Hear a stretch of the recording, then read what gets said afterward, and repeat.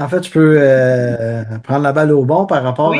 ça, parce que par rapport à Liliana, moi, je suis assez l'autre côté du spectre, disons. Hum, Donc, moi, je suis plutôt de ceux qui défoulaient la colère à qui mieux mieux, là. Donc, chez moi, là, les gens, ils ne me parlaient pas de ce qui se passait parce qu'ils avaient peur de ma réaction. OK. Donc, ça en venait plein d'impact comme ça.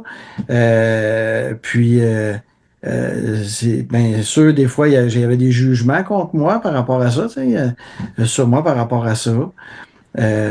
J'en souffrais de ça, mais en même temps, j'étais comme pas capable de faire autrement. Puis, j'ai beaucoup travaillé là, pour ça, hein. Euh, c'est pas un hasard que je travaille non plus en gestion de l'agressivité, tout ça. J'ai fait tout un travail là-dessus. Mais c'est ça, au départ, j'essayais juste d'arrêter de défouler la colère, mais je m'étais pas rendu compte au départ que je la refoulais. Hum. Et c'est ça qui m'emmenait dans toute une intensité. Donc, parfois, on est tellement convaincu que nous, on fait juste défouler. Ouais, mais si tu défoules, là. C'est à quelque part, t'as refoulé, là, sinon tu défoulerais pas, là, t'aurais pas une telle intensité. Puis ça, des fois, les gens le voient pas. Hein. Ben, puis j'ai envie de dire, c'est normal qu'on le voit pas parce qu'elle est refoulée. Tu sais, on la met dans une petite place où on n'en parle pas, puis on fait comme si elle n'existait pas. Tu sais. Alors que c'est de mettre un tas de sable en dessous d'un tapis, là, ça finit par faire une motte, puis on finit par s'enfarger dedans, là. C'est Ouais. inévitable. Ouais, puis des fois, là, ce qui arrive, là, c'est que, en fait, ce qui se passe, c'est que ça se manifeste dans le corps, la colère refoulée. Fait que les brûlements d'estomac, tu sais, les mal de dos, les céphalites de tension, là, les mal de tête, là. Tu sais. Ou les anciens disaient, ils me donnent de l'urticaire, ça sort par la peau, ça gratte, ça. L'eczéma. Ah! Donc, il y a des symptômes parfois, là, mais on ne l'associe pas nécessairement à ça. Hein.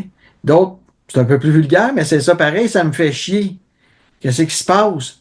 Ben, ça peut amener même à des maux de ventre, des diarrhées, donc tout ça, là, c'est des manifestations que souvent on n'associe pas nécessairement à ça, et puis qu'ils le sont. Puis ça peut aller jusqu'à des ulcères d'estomac, là. Hum. Mhm. Ouais, c'est ça, ça peut être grave, là, jusqu'à, tu sais, physiquement, là, notre corps nous parle, là. Il se passe quelque chose, là. C'est ça. Fait que des fois, c'est par là que les gens se rendent compte que ça va pas. Ou aussi les dépressions. Hum.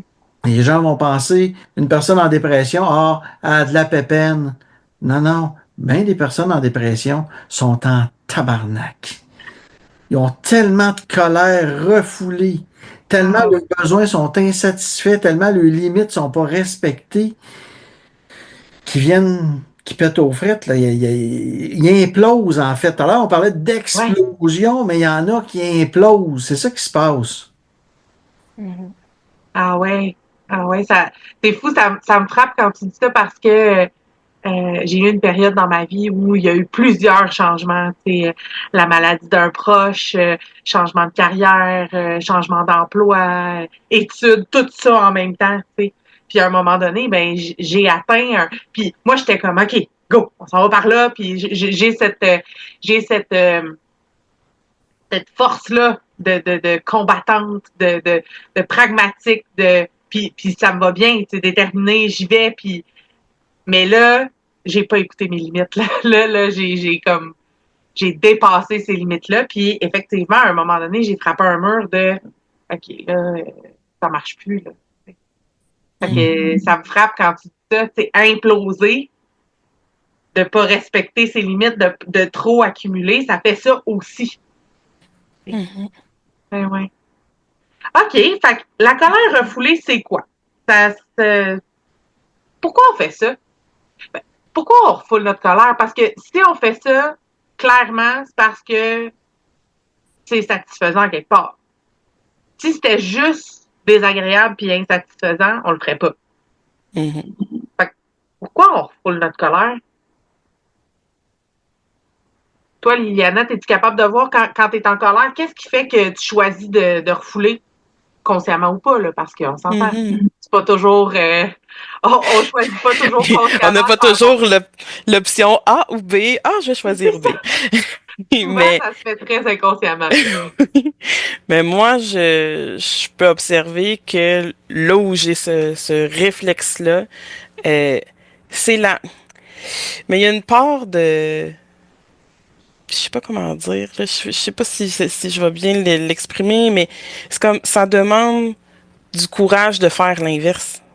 Ça demande de mettre de l'attention, de mettre de la conscience sur qu'est-ce que je... Fait que souvent, je suis plus comme...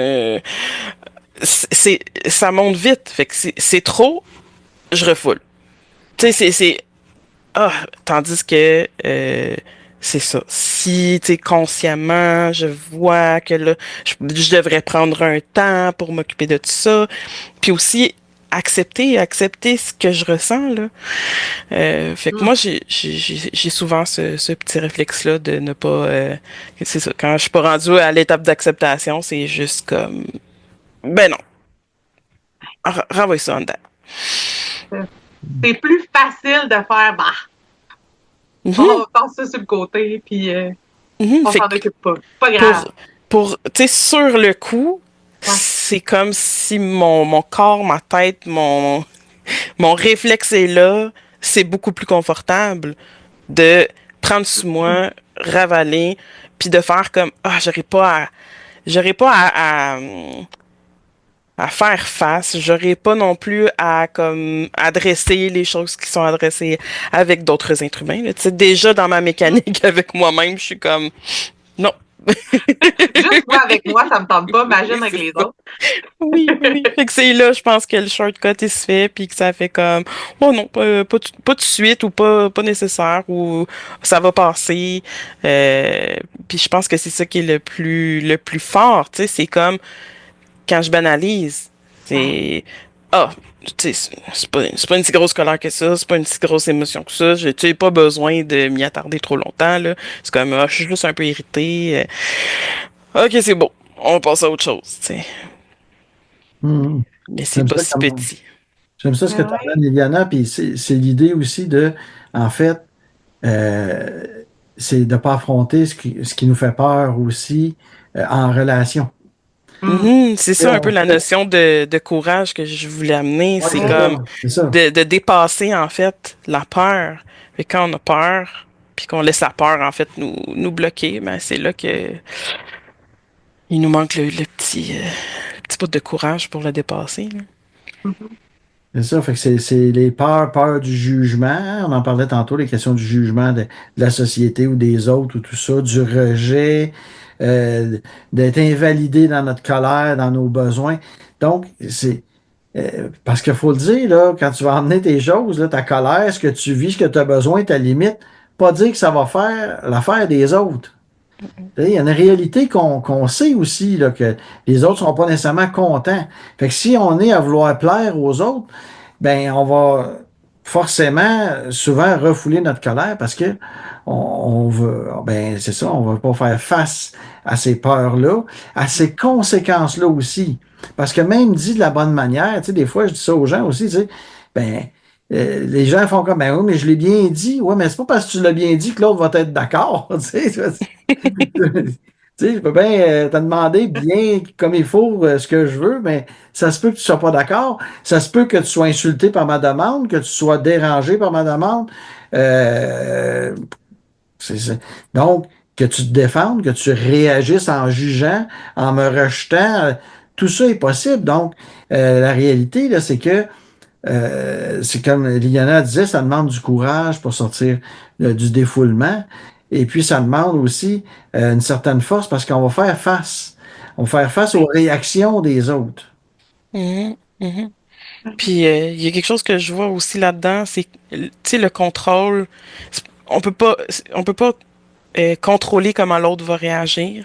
Mais on peut penser sur le coup que si je me contrôle moi, tu sais, Mm. si moi je me gère ou je me contrôle ou c'est pas une saine gestion là, mais tu sais, c'est comme si je ressens que j'ai du pouvoir à cet endroit-là, à ce moment-là. Et c'est là que je perds, en fait, le pouvoir de régler la vraie affaire, là. Mais, Mm. Mais en fait, c'est un contrôle de l'autre, hein? Je me ouais, c'est contrôle ça, je veux pour contrôler l'autre. contrôler comment l'autre va se sentir puis comment l'autre va réagir. Mhm. Ça me donne l'impression, pendant que moi, j'exprime pas ce que je ressens, que comme ça, j'évite, comme j'arrive à contrôler l'autre, de réagir, de vivre ce que lui vivrait, puis ce que ça me ferait vivre à moi. Que lui vive ça, puis qu'il me l'exprime. Fait que tout ça, c'est trop d'affaires. Fait qu'on met ça de côté. Hors foule. Bien moins compliqué, vous voyez. Ouais. En tout cas, sur le coup, là, ça C'est ça. semble être une bonne solution. Ouais. Puis pourquoi c'est pas une bonne solution?